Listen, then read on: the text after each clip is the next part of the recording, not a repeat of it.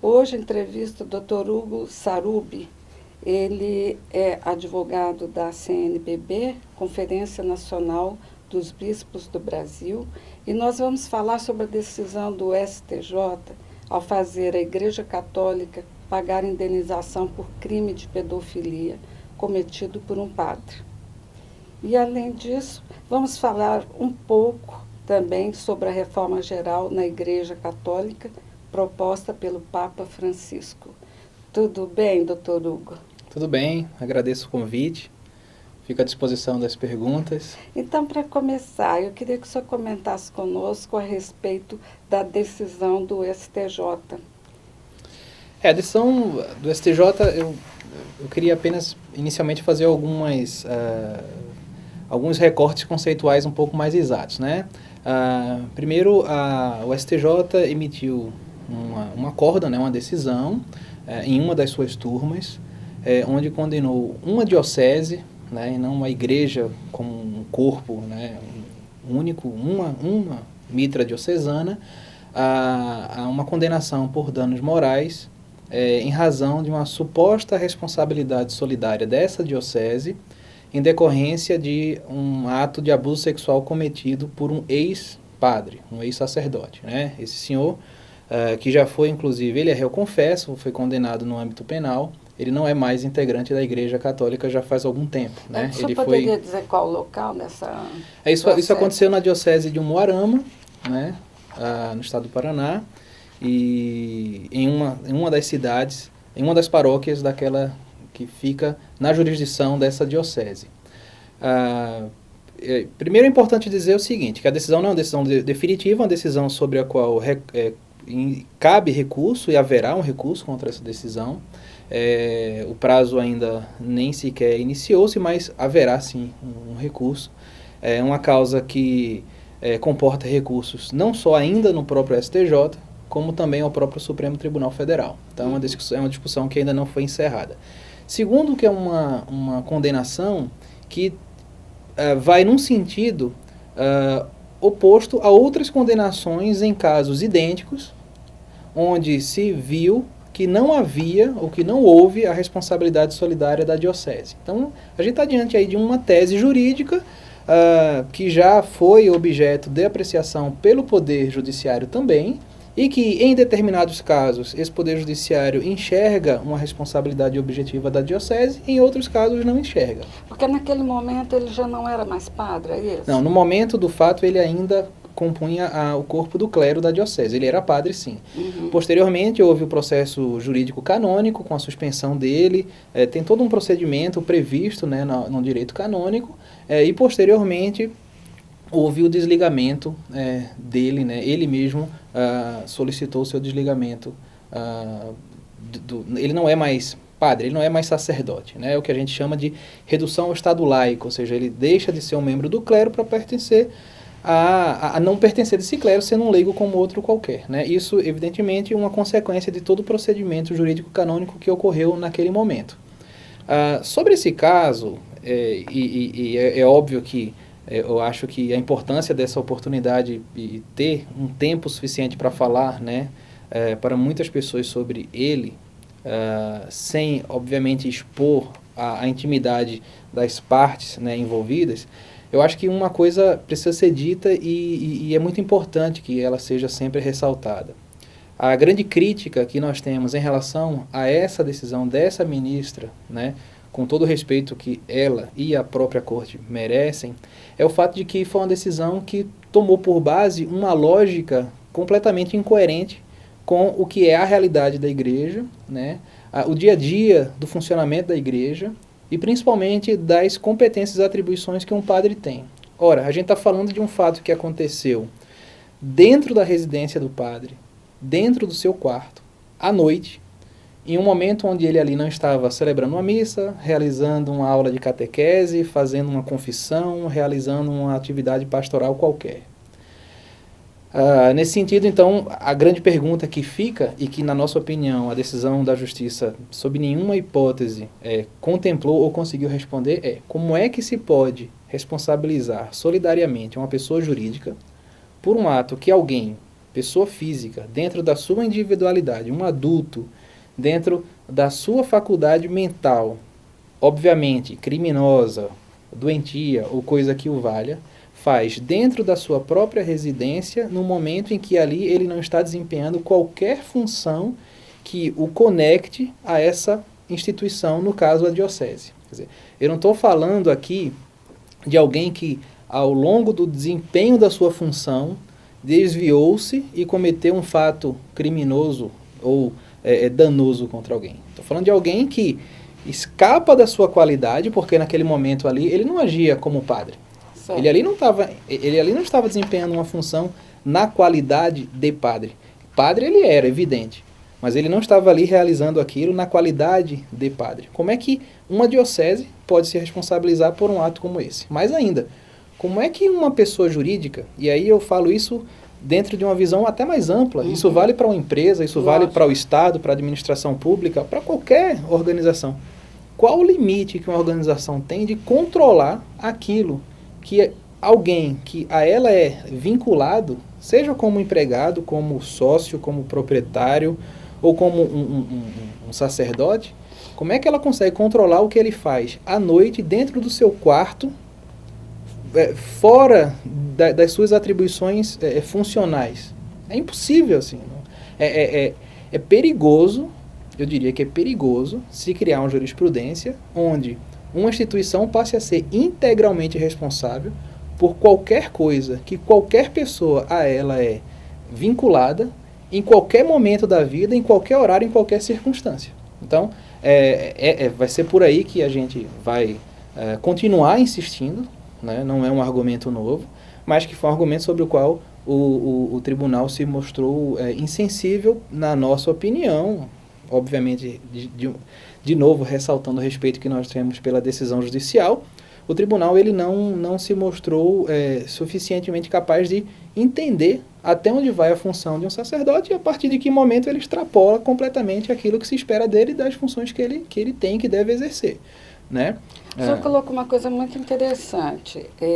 O fato de uma pessoa trabalhar numa instituição, vamos colocar dessa forma, a instituição, se ele comete um crime ou qualquer coisa, ela não pode ser solidária, a empresa não pode ser solidária juntamente com ele desse ato. Olha, nem mesmo o Estado, que pela Constituição Federal, ele é objetivamente responsável por tudo que os seus agentes fazem em nome dele, se responsabiliza por algo que alguém faz fora das suas atribuições. Vou dar um exemplo, assim, eu diria até provocativo. Se um juiz, se um ministro, no final de semana, pega o carro e bate em alguém, eu posso processar o tribunal por causa disso? Não. Né? Se à noite ele sai para jantar e eventualmente comete um acidente, causa um dano, enfim, qualquer um, a instituição ao qual ela é vinculada pode se responsabilizar por isso? Quer dizer, qual o limite de controle que uma instituição tem sobre aquilo, sobre aquela pessoa naquele momento em que ela exerce a sua função? Outra coisa, assim, por exemplo, a gente tem visto assim, um caso de um senador, que eu não vou citar o nome, que ele foi pego no Rio de Janeiro, ele tinha bebido e foi autuado. Aí, nesse caso, o Senado Federal a instituição o parlamento teria que pagar alguma coisa ou ser solidário a ele nesse sentido? De forma alguma. E no caso, inclusive no caso do sacerdote, tem um agravante que reforça tudo isso. Não existe relação de emprego entre o padre e a diocese. Ele não é empregado, ele não tem carteira assinada. A previdência, ele paga como autônomo, como indivíduo, individualmente falando, ele é contribuinte individual autônomo. A relação que se dá entre ele e o bispo não é uma relação de patrão-empregado. Ele não estava ali cumprindo ordem de ninguém.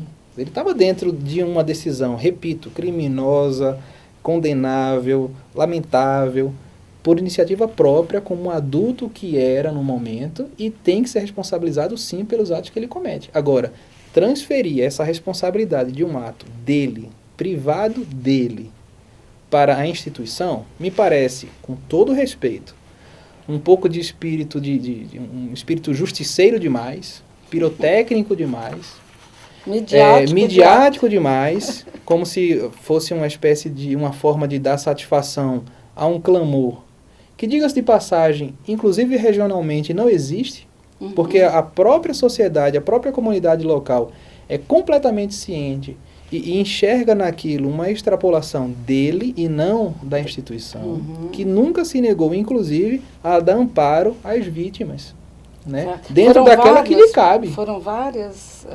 São 3, né? Ah, tá. Então, assim, é uma situação que, por isso que a gente entende que o Poder Judiciário precisa avaliar isso de uma maneira um pouco mais calma, mais própria e dando aquilo a atenção que o caso merece. Porque, assim, hoje é a igreja, né? Hoje existe sobre isso toda aquela sombra dos casos de Boston, dos casos da Irlanda, Uhum. que, diga-se de passagem, tem circunstâncias completamente diferentes desse caso concreto de Umuarama. Lembrando que no Brasil nós já temos decisões judiciais que afastaram essa responsabilidade. Só que amanhã isso pode se aplicar para outros tipos de organização. Claro. E aí, quando se pegar esse precedente, vai se ver que está se cometendo um grande equívoco, perigosíssimo. Né? Com certeza. Mas vamos esperar, né? E outra coisa, esse ex-padre, ele foi preso, ele está preso, como é que... Ele cumpriu um período, eu não sou procurador dele, né? Eu não tenho, assim, maiores informações sobre a situação dele, mas eu sei que ele foi, sim, condenado, houve um cumprimento de uma pena por um determinado momento. Eu confesso que eu não sei, assim, realmente eu não sei muitos detalhes sobre a situação dele do ponto de vista penal, onde já houve uma condenação, né, como eu falei, não tenho contato. Para finalizar, doutor Hugo, eu gostaria que o senhor comentasse a reforma geral da Igreja Católica proposta pelo Papa Francisco. Como é que é isso? Já está acontecendo? Como é que vai acontecer? E quais as informações que o senhor teria? Eu poderia dizer de uma maneira muito sincera que eu tenho as mesmas informações que o telespectador tem, né, pela grande mídia. É evidente que é um tema que é muito palpitante, né? Um tema que gera muita curiosidade, muito interesse, né? A gente está falando de um grupo, né? De um conjunto de fiéis de mais de 1 bilhão de pessoas ao redor do mundo, né? Está falando de 65% da população brasileira. Mas é um tema que ainda, sobre ele, há muitas especulações, né? As notícias, às vezes, eu diria que são bastante criativas, né? O que há de concreto é a criação de um colégio de cardeais para se estudar a Constituição da Igreja, né? Se estudar e avaliar e analisar hipóteses de um redimensionamento das competências de outros órgãos da Igreja e não do próprio Papa individualmente falando. Isso é o que o Papa Francisco tem falado de uma maneira ostensiva, né? Houve agora uma exortação publicada, né? O Evangelii Gaudium, né? A alegria do Evangelho, onde ele dá alguns princípios, né? Falando sobre a maior participação da mulher, sobre essa própria questão de desconcentração de poder, né? Maiores competências para as próprias jurisdições das dioceses. Mas, assim, de concreto, nós ainda não temos. Não é um processo rápido. Aliás, eu diria que ele já está sendo, sob até certo aspecto, bem mais rápido do que muitos poderiam imaginar, né?